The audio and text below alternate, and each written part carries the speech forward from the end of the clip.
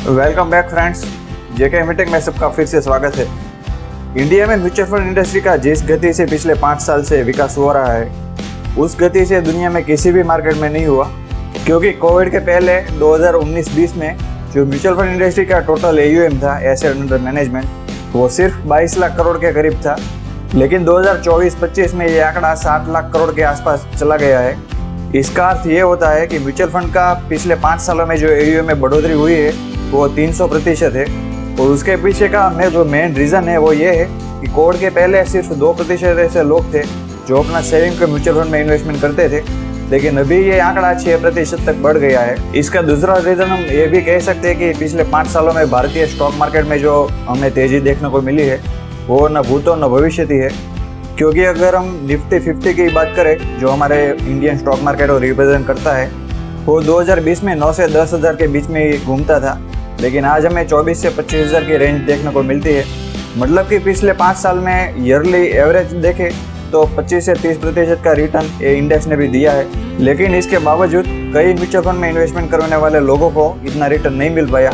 और उसके पीछे का सबसे बड़ा कारण है ओवर फंड पिकिंग। मतलब कि लोग कोई दोस्त बता देता है कि ये फंड अच्छा है तो उसमें डाल देते हैं, कोई नया NFO आता है तो उसमें पैसे डाल देते हैं, कभी न्यूज़पेपर में कोई अच्छे फंड के बारे में सुन लेते हैं कि इस फंड ने इतना रिटर्न दिया है तो उसमें पैसे डाल देते हैं। इस तरह उसके पोर्टफोलियो में 15-20 म्यूचुअल फंड आ जाता है और बाद में उसे ट्रैक नहीं कर पाते और ना ही उसका एनालिसिस कर पाते हैं। और बिना एनालिसिस और ट्रैकिंग के म्यूचुअल फंड कभी भी रिटर्न नहीं देता है, जिसकी चर्चा हमने 15-20 दिन पहले ही की थी।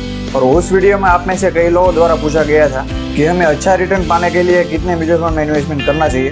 और इस सवाल का जवाब पाने के लिए हमें सबसे पहले जानना चाहिए कि हमारा म्यूचुअल फंड इन्वेस्टिंग का मोटिव क्या है, हम म्यूचुअल फंड में इन्वेस्टमेंट करते क्यों है। जिसमें सबसे बड़ा कारण है डाइवर्सिफिकेशन, क्योंकि हमें कम पैसे में ज़्यादा स्टॉक में इन्वेस्टमेंट करने का मौका मिलता है। क्योंकि कोई भी म्यूचुअल फंड कंपनी 25 से 30 अलग अलग स्टॉक में इन्वेस्टमेंट करती है। अगर आपके पास 2000 रुपये है और आपको उसे स्टॉक मार्केट में इन्वेस्टमेंट करना है, आपको रिलायंस का भी शेयर लेना है, TCS का भी शेयर लेना है और MRF का भी शेयर लेना है, तो ये मुमकिन नहीं है। क्योंकि TCS का भाव आजकल 4000 के आसपास चल रहा है, रिलायंस का 2500 के आसपास चल रहा है और MRF का तो 1 लाख से भी ज़्यादा ऊपर है। इसलिए आप 2000 से तो इनमें से कोई भी स्टॉक नहीं ले सकते। लेकिन इन 2000 में से आप कोई भी large cap mutual fund company के यूनिट खरीद सकते हैं। जिस कंपनी के पोर्टफोलियो में TCS, MRF और रिलायंस तो हो गई, लेकिन इनके जैसी दूसरी 25 कंपनियां भी होगी।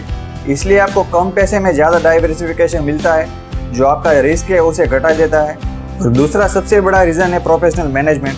क्योंकि अगर हम कोई शेयर मार्केट में इन्वेस्टमेंट करते हैं तो हम जो इन्वेस्टमेंट करेंगे और कोई प्रोफेशनल द्वारा इसका इन्वेस्टमेंट होगा, उसमें ज़मीन और आसमान का फ़र्क होगा। क्योंकि म्यूचुअल फंड में जो हमारा फंड मैनेजर होता है वो हाईली क्वालिफाइड होता है, इसलिए हमसे ज़्यादा मार्केट को जानता है। क्योंकि हर रोज़ स्टॉक मार्केट को एनालाइज करना और उसमें स्टॉक पिकिंग करना उसका काम है। इसलिए हम थोड़ी सी फी देकर प्रोफेशनल द्वारा अपने पोर्टफोलियो को मैनेज करवा रहे हैं, हम ऐसा भी कह सकते हैं। और तीसरा सबसे बड़ा मोटिव है गोल बेस्ड इन्वेस्टमेंट। हमें म्यूचुअल फंड में गोल बेस्ड इन्वेस्टमेंट करने की सहूलियत मिलती है।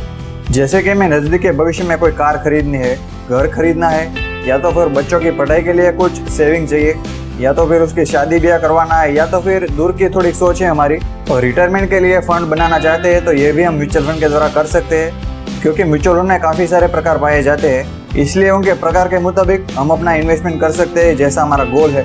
और हम अपने गोल को उसके टाइम के मुताबिक 3 पार्ट में डिवाइड कर सकते हैं, शॉर्ट टर्म, मिड टर्म और लॉन्ग टर्म। जो शॉर्ट टर्म गोल है वो विदिन 2 ईयर होता है। जैसे कि हमें 2 साल के बाद घर खरीदना है या तो फिर गाड़ी खरीदनी है और उसके डाउन पेमेंट के लिए हमें कुछ रकम इकट्ठा करनी है, तो ये हमारा शॉर्ट टर्म गोल हुआ। और इसके लिए हमें कभी भी स्टॉक मार्केट या तो फिर म्यूचुअल फंड में इन्वेस्टमेंट नहीं करना चाहिए, क्योंकि इसमें रिस्क काफ़ी बढ़ जाता है। जैसे कि 2 साल के बाद हमें पैसे की ज़रूरत पड़ती है, लेकिन उस समय कोई ख़राब न्यूज़ आ जाती है, कोई युद्ध हो जाता है अभी की तरह, तो हमारा जो इन्वेस्टमेंट है वो काफ़ी गिर सकता है। और हमने जिस गोल को पूरा करने के लिए इन्वेस्टमेंट की शुरुआत की थी वो गोल की कोई पूर्ति नहीं होगी। इसलिए हमें शॉर्ट टर्म के लिए म्यूचुअल फंड या तो स्टॉक से दूर ही रहना चाहिए। और FD है या तो फिर लिक्विड फंड है या तो फिर बॉन्ड है, इसमें इन्वेस्टमेंट करना चाहिए जिसमें हमें फिक्स रिटर्न मिलता हो और कोई रिस्क भी ना हो। उसके बाद आता है मिड टर्म गोल, जिसमें आपको 2 से 5 साल के बीच पैसे की ज़रूरत पड़ सकती है। जैसे कि 3-4 साल बाद आपका बेटा है वो हायर स्टडी में आने वाला है, कॉलेज में आने वाला है, तो उसके फ़ी के लिए आपको अरेंजमेंट करनी है।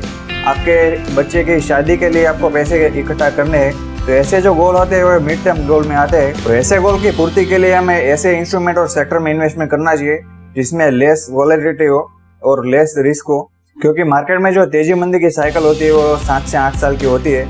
इसलिए मिड टर्म गोल में ऐसा भी हो सकता है कि अभी आपने जो पैसे डाले हैं वो ज़्यादा वॉलेटिलिटी वाले स्टॉक में डाले हैं या तो फिर म्यूचुअल फंड में डाले हैं, तो आपको जब पैसे की ज़रूरत हो तब आपको एक्सपेक्टेड रिटर्न ना मिले।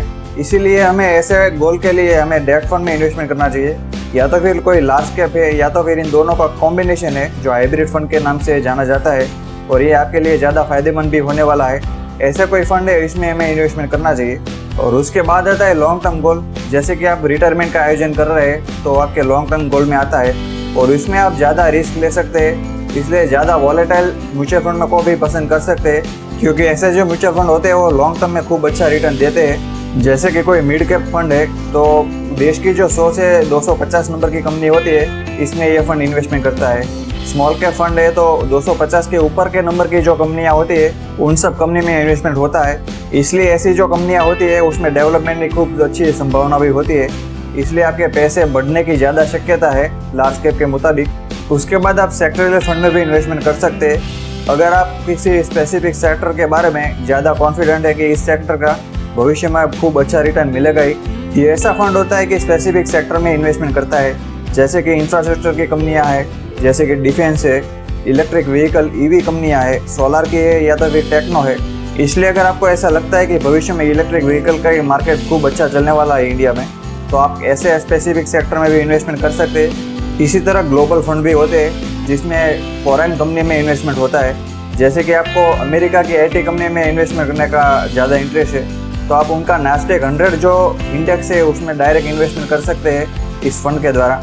लेकिन आपको एक बात बता दूं कि जो सेक्टरल फंड होते हैं या तो फिर ग्लोबल फंड होते हैं वो ज़्यादा रिस्की होते हैं, इसलिए आप अगर इसमें श्योर नहीं है तो आप इसमें इन्वेस्टमेंट ना करें और मिड कैप और स्मॉल कैप फंड तक की अपनी पसंदगी को सीमित रखें। अब हमारे इस वीडियो का मुख्य सवाल आता है कि कितने फंड में हमें पैसे डालने हैं, जिसमें सबसे पहले मिड टर्म गोल की बात करें तो उसमें हमें डेट फंड या तो हाइब्रिड फंड और लार्ज कैप फंड में इन्वेस्टमेंट करना था, इसलिए इन दोनों के एक फंड को सिलेक्ट कर ले।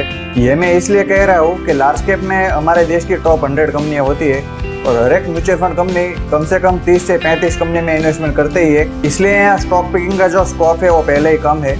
इसलिए अगर 2-3 अलग अलग लार्ज कैप फंड में आप इन्वेस्टमेंट करेंगे तो आपकी म्यूचुअल फंड कंपनी का जो पोर्टफोलियो है वो ओवरलैप होगा, मतलब कि सभी कंपनी में 15-20 जो स्टॉक है वो कॉमन ही रहेंगे, इसलिए कोई सेंस नहीं बनता। और अगर आप अलग अलग स्टॉक पिकिंग वाली कंपनियां सिलेक्ट करेंगे लार्ज कैप में तो फिर ऐसे किसी में लार्ज कैप की सारी कंपनियां आ जाएंगी और ओवरऑल आपका जो रिटर्न है वो इंडेक्स जितना ही होगा और इससे कम भी हो सकता है, क्योंकि म्यूचुअल फंड में आपको एक्सपेंस रेशियो वगैरह जो खर्च है वो भी करने पड़ते हैं। इसलिए इससे अच्छा तो यही है कि आप इंडेक्स फंड में डायरेक्ट इन्वेस्टमेंट कर दे।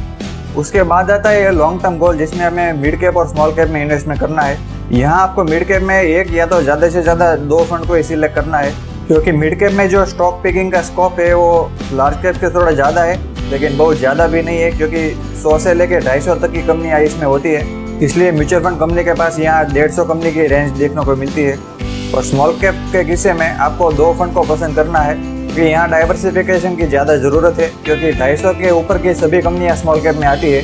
इसलिए यहाँ कंपनी को ज़्यादा रेंज मिलने के कारण ज़्यादा स्टॉक पिकिंग भी कर सकती है। इसलिए यहाँ हमें कम से कम 2 तो पसंद करने ही चाहिए, ज़्यादा नहीं करने चाहिए लेकिन 2 तो करने ही चाहिए। उसके बाद आता है सेक्टोरियल फंड। ये ऑप्शनल है, आप इस सेक्टर के बारे में ज़्यादा जानते हैं तभी इसमें इन्वेस्टमेंट करें। उसके बाद अगर मैं बिगिनर की बात करूँ जो भी स्टॉक मार्केट या तो म्यूचुअल फंड में इन्वेस्टमेंट करना चालू ही किया है, और जो लोग म्यूचुअल फंड के बारे में ज़्यादा नहीं जानते उसे 2 से 3 फंड ही पसंद करने चाहिए, जिसमें से एक हाइब्रिड फंड हो सकता है जो लार्ज कैप और डेट फंड का हाइब्रिड है, दूसरा लार्ज कैप हो सकता है जो स्टेबल रिटर्न देता है, और तीसरा मल्टी कैप होता है वो लार्ज कैप, मिड कैप और स्मॉल कैप। इन तीनों कंपनी में से जिसमें ज़्यादा रिटर्न देने की संभावना होती है उसमें फंड मैनेजर इन्वेस्टमेंट करता है। इसलिए मल्टी कैप फंड के किस्से में फंड मैनेजर के पास ज़्यादा स्कोप है, इसलिए लॉन्ग टर्म में ज़्यादा रिटर्न देने की संभावना भी रखता है। मुझे ऐसा विश्वास है कि इस वीडियो से म्यूचुअल फंड को कैसे पिक करना चाहिए उसके बारे में आपको काफ़ी सारा गाइडेंस मिला होगा, इसलिए इस वीडियो को अपने तक नहीं रख के अपने फ्रेंड्स और रिलेटिव्स को ज़्यादा से ज़्यादा भेजें, जिससे लोग ज़्यादा से ज़्यादा फाइनेंशियल एजुकेट हो, जो इस चैनल का और इस वीडियो का एकमात्र मोटिव भी रहा है, जो आपको भी पूरा करना है। अब मिलेंगे नए वीडियो में नए फाइनेंशियल टॉपिक के साथ, तब तक आपने अपने चैनल को सब्सक्राइब नहीं किया तो सब्सक्राइब करके फटाफट बेल आइकन पर क्लिक दे दीजिए, जिससे आने वाले वीडियो के नोटिफिकेशन आप तक सबसे पहले पहुँचे। Have a good day, have a prosperous day. Thanks for watching. जय हिंद, जय श्री कृष्ण।